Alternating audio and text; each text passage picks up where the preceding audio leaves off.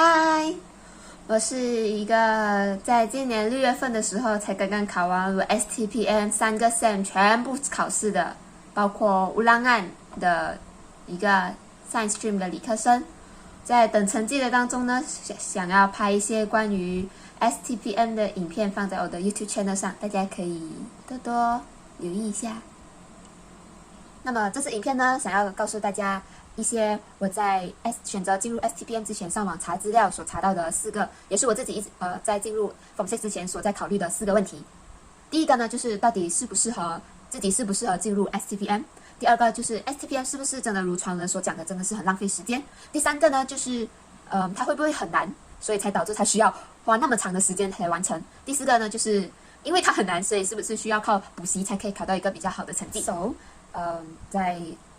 解答关于想告诉一下大家，就是一些前情提要，就是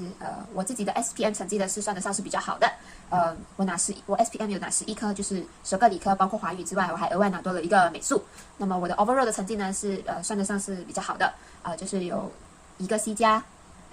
，3个 A 加和2个 A 减，其余的都是 A。所以呢，在拿到成绩的当下呢，在高兴的同时，其实还感到一点点迷茫，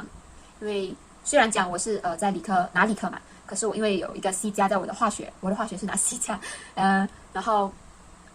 其实我自己知道，其实关于理科方面，I struggle a lot to take this result，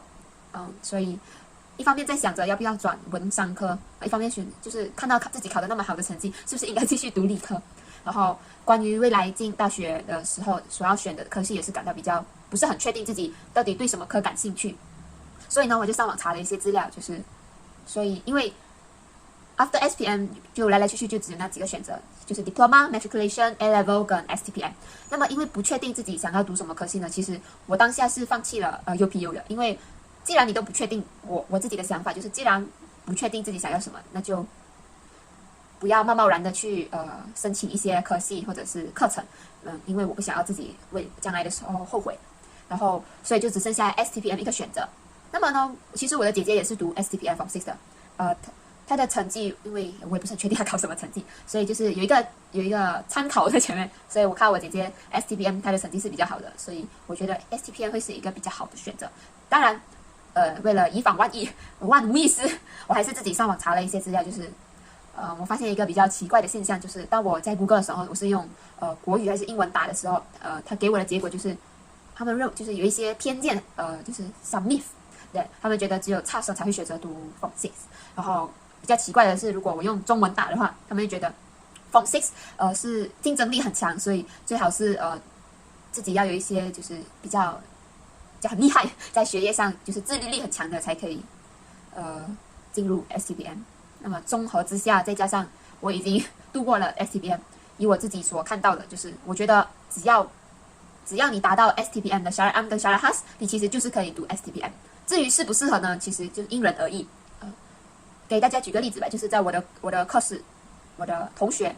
因为理科是很少人拿的，所以我的课室只有6个同学，包括我自己。那么是有4个华人的。那么以我平时的观察，每一个同学的成绩其实有很好，当然也有很差，可是大部分的同学都是在比较 average 的成绩的。所以讲句比较简单的，就是其实只要你想要读 Form 6的话，其实你都可以进到 Form 6的，只要你达到他的 Shariah 跟 Shariah Has。至于他的 Shariah 跟 Shariah Has 呢，因为是2年前的事情了，我上网查了资料，我把 link 放在 description box 下面。如果刚刚毕业 SPM 的学弟学妹们想要看一下的话，可以自己点进去哦。关于浪不浪费时间呢，我觉得因为我们这一辈是比较 special， 因为有 COVID 嘛，就是疫情，所以呢，我这个 batch 呢，我是2020的时候，差不多8月的时候进学校，然后拖到2022，就是今年6月份才考完，然后再加上等成绩啊那些，应该就是差不多9月的时候还是10月的时候才可以进入大学。所以严格来讲呢，我是用2年的时间来完成了我 Form 6的学业。那么如果按照正常情况来走的话 ，STPM 其实是需要1年半。至于浪不浪费时间呢，就比较看因人而异。至于我呢，我觉得一半一半吧。至于我觉得浪费时间，是因为我觉得他们至于说是浪费时间，其实也不至于，就是你需要花比较长的时间来完成别人可能1年还是1年半所需要的时间。简单来讲，就是可能别人用1年，你可能需要1年半，就多出那几个月。那么我觉得其实也不算坏事，因为大多数选择 STPM 的人，其实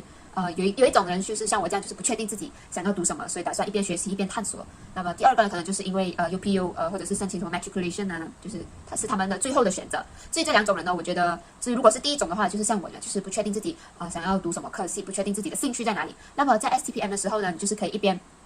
就是你可以一边学习一边就是看自己真正有兴趣的科目是在哪里，因为它比较像是像如果STPM 你就会发现。你会可能，如果是拿理科的话，你会发现你可能在化学的时候，就是上课你觉得比较吸收能力比较快，或者是你比较感兴趣的话，你就可以知道哦，原来我是对化学有兴趣的。那么我以后进 U 的时候呢，我选的 course 可能就是 more on chemistry。可能如果你是拿 bio 或者 physics 的话，然后你在上课的时候，如果你发现你真的对这个科目不感兴趣的话，可能你就是知道自己不适合拿 bio，就是可能以后就不会选 bio 的科。那么如果就是第二种的话，如果是 STPM 是最后的选择的话，那么既然它已经是你的最后的选择的话，那么这2年的时间，其实我觉得它是足够让你知道，其实 STPM。它有那么多人选择，它是有它的原因所在。你会学到其他就是you can learn something that those who didn't take STPM like experience, time management， 就是其实不能说是浪费时间，只能说是它需要花的时间比较长。那么关于 STPM 是不是很难呢？首先不说难不难的问题，先想一下它的 system working， 它的 syllabus 就是它是分 sem 的 sem by sem，sem 1 sem 2 sem 3，它有3个 sem， 然后它还有一个kerja khusus， 就是你的研究报告 in Chinese， 因为It's something like assignment like that， 就是你然后它这4个 paper 的分数加起来才形成你的 STPM 最后的成绩。至于难不难呢？我觉得，理科的话就是它有4个科目，外加一个母语就是你的英文，然后一个是化学，一个是数学，一个是PA， 还有一个是等一下所以它有4个科目，一个是 PA pengajian， 就是读一些关于国家宪法啊，那什么。它的 dasar 关于国家的一些东西，就是这个课是必须拿的。还有另外一个必须拿的就是母语你的英文，然后还有一个如果是理科的话，就是 chemistry 是必须拿的，就是化学科学之母。还有一个就是数学，这个我觉得应该是看你的学校吧。我的学校是数学的话，我们这一 batch 你可以选择拿 Maths T 或者是 Maths M。Maths T 就是Maths T 就是大家所知道的 Maths T。Maths M 的话就是它不是 modern Maths， 它应该是比较 more on 统计学，我不是很确定，就是我们有这2个数学可以选。那么另外一个就是 Physics or Bio。我个人是拿 physics 的。那么难不难呢？我觉得如果是母语的话，就是英文好的同学自然就是觉得比较简单。那么如果你的英文不是很好的话，可能就是需要花一点心思。至于本来讲 AM 的话，因为是一个比较新的科目，对我们来讲，就是之前风法是没有学的。可能会比较，如果是对国家意识啊、什么时事啊比较没有兴趣的，sorry， 就是如果你对一些像我这样就是比较没有兴趣的话，可能会比较难一点点，因为它。Sem 1跟 Sem 3的话，它的fakta是比较多的，就是你需要背。那么 Sem 2的话，Sem 2还是什么学校 ？Sem 2的话可能会相对比较简单一点点，但是它有它的难处，因为本来讲按的话，它的 Sem 1跟 Sem 3是有 ABC 的受题，就是你可以电吧的。然后 Sem 2的话就是很像是加拉的那个，就是它是没有 ABC 的，就是 structure， 所以可能如果是记忆力比较好的，或者是比较喜欢背东西的，这个科目应该会没有这样对你比较没有这样难。可是就是我进入Form 6之前呢，关于这个科目呢，我听到很多学员就讲它的难点是在 AC 方面，所以我过后可能会出一个影片关于我是怎样学我的本来键按的。那么我本人是 拿 physics 的，至于 bio 的话，我觉得相对的难度应该是需要背很多 AC， 因为我看我的拿 bio 的同学，他们很像他们的老师建议他们如果要拿 A 的话，就是需要背一些 AC 的法单那些。如果 physics 的话，就是 physics 就是如果Form 4你们都知道，就是 physics 它就是有算的也有背的。那么我自己本人是比较偏向算的，就是靠算来拿分的，所以只要你明白它的 formula、它的 concept，physics 应该就不会那么难。那么因为我是像刚刚提到我的化学不是很好，所以对于像我这样基础没有很好的，可能就是需要 struggle a bit，你可能需要花多一点时间在上面。对我来说是比较难的，应该就是我的化学和数学。那么说到数学，就是 Form 4、Form 5的基础必须要打得很好，然后如果我是拿 Maths T 的，先讲一下，所以呢，3个 Sem 你学的东西都不一样。Sem 1的话是比较笼统的，有 function 啊那些。Sem 2的话是 more on differentiation 跟 integrate， 然后 Sem 3的话相对来讲会比较简单，就是比较 more on 就是统计学的那一方面。所以就是数学跟化学，我个人来说，数学跟化学会相对比较难一点，因为它是3个 Sem 嘛，就是它有第3个 Sem 呢是不能 retake 的，然后 Sem 1、Sem 2是可以 retake 的。可是我自己是不建议拿乌朗案的，就是因为我的 case 是比较 special 一点的，就是我是考了我的乌朗案1，过后再考我的 Sem 3，然后我再考我的乌朗案2。可是根据我看到的，就是以往学长学姐们的，就是你考完 Sem 3过后，你才可以无让你的 Sem 1、Sem 2。所以建议的话，就是第一次考试就争取把它考到2.0以上，你就可以不用 retake 了。因为如果你 retake 的话，你会不够，你的 time management 要做得很好，不然的话就是50块这样子飞走了。所以不是很建议拿 retake。然后我自己呢是有 retake， Sem 1是 retake 数学 ，Sem 2是 retake 化学。我会 retake 呢是因为我拿到 C 减，就是不及格，所以我才会要 retake。所以比较不建议拿 retake， 不建议拿 retake， 这件事非常重要。因为其实就算你 retake， 你很有信心哦，那些可是你因为你是读完了 Sem 1，然后就直接进 Sem 2了。然后你 Sem 2读到一半才会拿到你的 Sem 1的成绩。然后如果你打算 retake 的话，然后你 Sem 2的时候，然后你就考试嘛，然后 Sem 1，然后你就考完 Sem 2就直接进 Sem 3，然后 Sem 3过后才会五郎案1、五郎案2，就是如果不是跟我这个 special case 的话，它是一下子过就你考完五郎案1就直接考五郎案2了，所以你会没有时间温习，讲真的。然后如果你真的像我一样那么不幸运、不好彩，就是拿到一个 C 减 D F 这样子，然后如果 F 的话，就是一定要 retake 的，因为这样子你的 overall 的成绩就会比较好，拿到你想要比较好的成绩。就算就是你真的要 retake 的话，不要一下子过 retake 全部科目，最好就是retake 科目越少越好，就是会比较多时间温习。就是可能人家在乌兰安就是有那个课程表吧，人家在考，好像他在考第一个科目的时候，你没有考试，你就可以争取那个时间来温习。所以 STPM 难不难嘛？就是看你的时间管理跟你的基础跟你的学习方法会比较有关。至于是不是要靠补习才可以拿到比较好的成绩呢？这个也是因人而异啦。我自己是只有补一科的，就是